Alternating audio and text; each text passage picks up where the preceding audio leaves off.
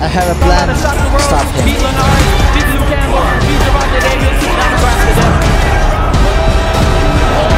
Left hand again. He gets him against the ropes, and he goes down again.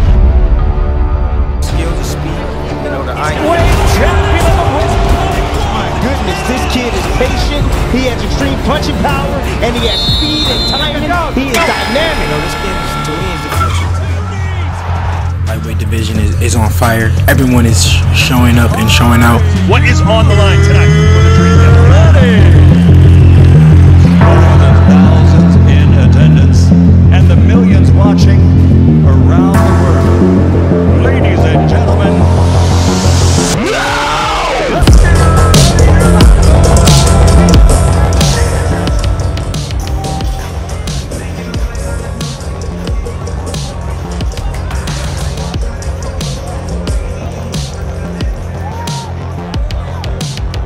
because he's not ready. Ryan Garcia is not ready for Devin Haney right now. Devin Haney's been active. He's been fighting the absolute best, from Lomachenko at 135 for undisputed all the way to 140, beating Regis Prograis, one of the best at that junior welterweight division. So right now, Ryan Garcia is not ready. He's been inactive. He's been bouncing from trainer to trainer. You know, he came back nicely in this last win, got the knockout. And of course, we know that he's still a big star, so keep him in the limelight, keep him active. So I like this fight with Rolly Romero. And another thing, he picks up a strap. I mean, it's a hubcap title at 140, but still, you know, a strap is a strap. He can bring that to the table and bargain a better option for him as far as money. You know, he can bring a world title. Romero has a big mouth. People like watching him. You know, the press conferences are going to be great. So promotable. And for most of the last month, that fighting Devin Haney in his next fight would have been a mistake, because I don't think Ryan Garcia had any chance of winning that fight against Devin Haney. You look at where Devin Haney is right now.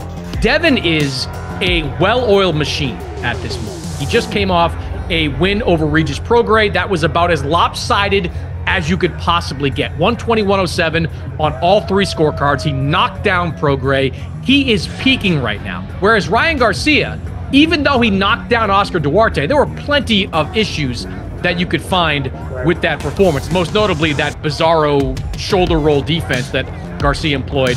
You can certainly argue that even if it wasn't Romero, getting another fight with Derek James would be better for Ryan Garcia in the long term, going into a fight ultimately with Devin Haney. In Romero, you get the best of both worlds.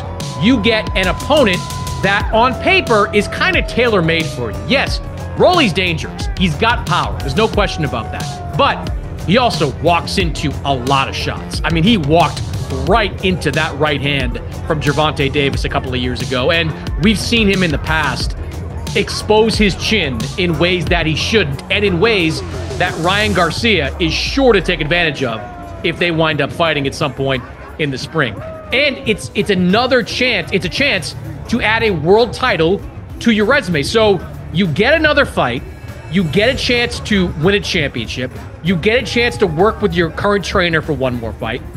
There really, to me, is no downside or limited downside in taking this fight with Rolly Romero, because if Ryan wins this fight, and if, say, Devin Haney wins an interim fight either at 140 or a catch weight close to 147, that fight between Haney and Garcia in the summer or early fall is going to be so much. Welcome back, fight fans, to Luxurytainment. In this video, we will take a closer look at the fight between Rolly Romero and Ryan Garcia, going through an in-depth analysis, looking at both the advantages and disadvantages of each fighter, where at the end of the video, you can decide on who wins.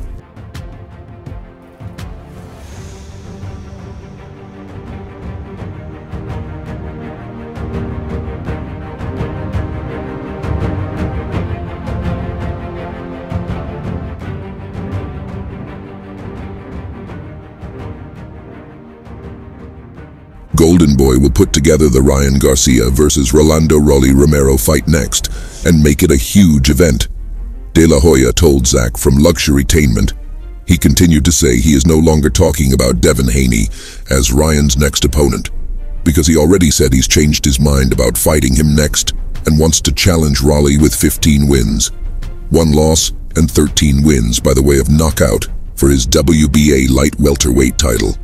Shifting gears, Ryan has his reasons for switching opponents, pointing out that Haney brought in only 35,000 buys for his fight against WBC 140-pound champion Regis Prograis on DAZN pay-per-view last year.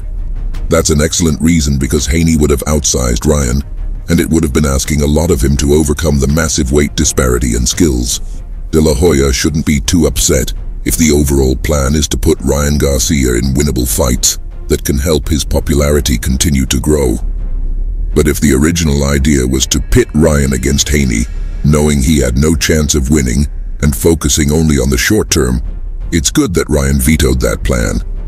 Some people thought it was a crazy idea to begin with for Ryan to challenge Haney for his WBC belt because he's not developed enough for this kind of fight. Despite Ryan's last fight taking place at 140 pounds, he's not fought a light welterweight yet, and Haney is essentially a welterweight. Ryan's opponent last December, Oscar Duarte, was picked out from the 135-pound division, where he was ranked number 11. Golden Boy has worked with Ryan Garcia since he turned pro, and together have made him the biggest draw in boxing. "We will make his fight with Rolly into a huge event, as we always do," said Oscar de la Hoya on social media, confirming that he'll put together the title fight between Ryan Garcia and WBA light welterweight champion Rolando "Rolly" Romero next. Rolly has the charisma and stage presence to make for a massive promotion for a fight with Ryan, and that's something that Haney wouldn't be able to do. He's almost mute when he's on stage, which puts pressure on his dad, Bill Haney, to do all the talking. Let's now look at the advantages and potential disadvantages that could be considered for both Rolly Romero and Ryan Garcia in terms of their skills, styles, and previous performances. The advantages for Rolando "Rolly" Romero: power punching. Romero is known for his knockout power, and if he can land significant punches, he may have the capability to finish the fight early. Aggressiveness. Romero's aggressive fighting style might pose challenges for opponents, putting pressure on them and creating opportunities for effective counter-punching. Confidence. Romero's self-confidence and mental strength can play a crucial role in his performance, allowing him to maintain composure under pressure. Now let's look at the disadvantages for Rolando "Rolly" Romero. Limited experience. If Romero has fewer professional fights or experience against high-caliber opponents compared to Garcia, it could be a potential disadvantage.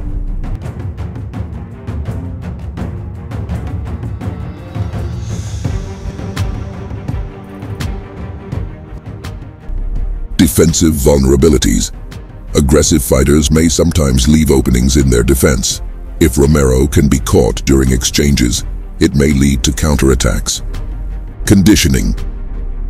If Romero's aggressive style results in him tiring quickly, it could be a disadvantage in later rounds, especially against a more conditioned opponent. Moving on, let's look at the advantages for Ryan Garcia. Speed and skill. Garcia is known for his hand speed and technical skills, which can be advantageous in outboxing opponents and avoiding power shots. Experience. If Garcia has more professional experience or has faced higher-tier opponents, it can contribute to his overall composure and strategic approach. Versatility. Garcia's ability to adapt to different styles and adjust his game plan during a fight may provide a strategic advantage.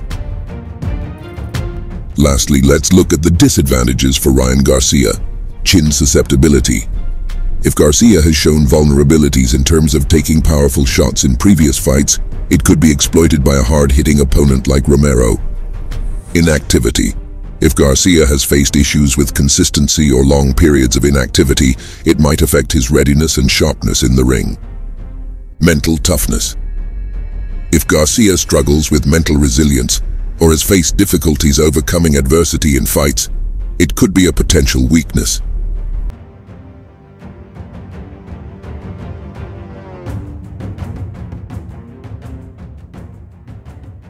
Ryan Garcia and WBA light welterweight champion Rolando "Rolly" Romero is likely to be on pay-per-view event, which is a questionable move though, because he is not a match that the boxing public will be eager to pay to watch, said Schwab Zach. With Ryan's 11 million Instagram followers, he can lean heavily on them to purchase the fight, and hopefully, it'll bring in a respectable number of buys.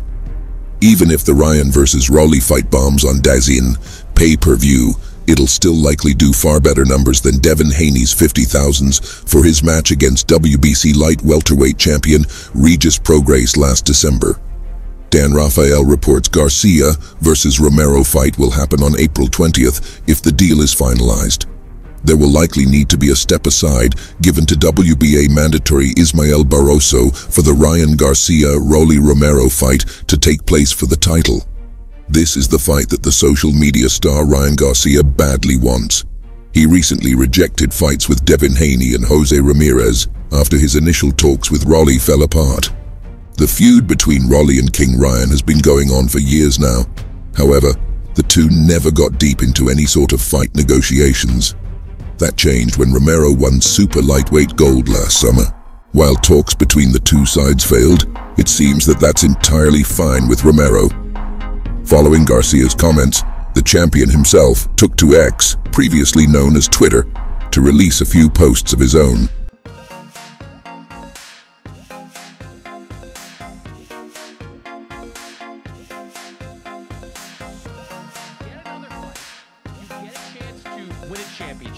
You get a chance to work with your current trainer for one more fight. There really, to me, is no downside or limited downside in taking this fight with Rolly Romero, because if Ryan wins this fight, and if, say, Devin Haney wins the interim fight either at 140 or a catch weight close to 147, that fight between Haney and Garcia in the summer or early fall is going to be so much bigger. So yeah, I am all for Ryan going for a Romero fight before challenging Devin Haney. Directions that you can actually do for a champion. I mean, from Linares to Jojo Diaz, these are former champions, to Lomachenko, to Kambosos. I mean, wiping up the division at 135, going to 140. That's impressive. That's what you want to keep doing. You got a boxer, you got a puncher, you got a mover, you got experience in all those names. What does Ryan Garcia have? You know, Javier Fortuna? That's about it.